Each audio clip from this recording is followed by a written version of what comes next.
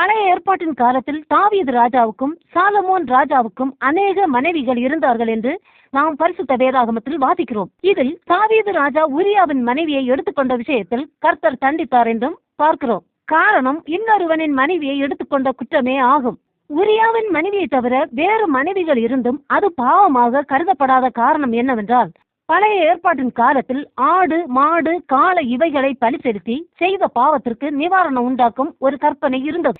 இந்த பலியினால் சரியான ஒரு பாவ நிவாரணம் உண்டாகாது. அதனால் அந்த காலத்தில் அவர்களால் அவ்வளவு பரிசுத்தமாகத்தான் வாழ முடியும். ஆனால் இயேசு கிறிஸ்து பாடுபட்டு மரித்து தன்னை பலியாக கொடுத்ததால் நினைவுகளும் பார்வைகளும் கூட பூரணமான பரிசுத்தமடையும் அனுபவம் உண்டாகிறது.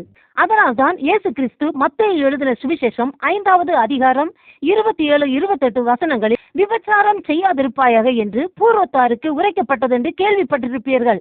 நான் உங்களுக்கு சொல்லுகிறேன், ஒரு ஸ்திரீயை இச்சையோடு பார்க்கிற எவனும் தன் இருதயத்தில் அவளோட விபச்சாரம் செய்தாயிற்று என்று சொல்லுகிறார். எனவேதான் இயேசு கிறிஸ்துவனுடைய சரீரம் ஒரே தரம் பலியிடப்பட்டதினாலே அந்த சித்தத்தின்படி நாம் பரிசுத்தமாக்கப்பட்டிருக்கிறோம் என்று அப்போஸ்தலனாகிய பவுல் எபிரேயருக்கு எழுதின நிருபம் 10வது அதிகாரம் 10வது வசனத்தில் இப்படி எழுதியிருக்கிறார்.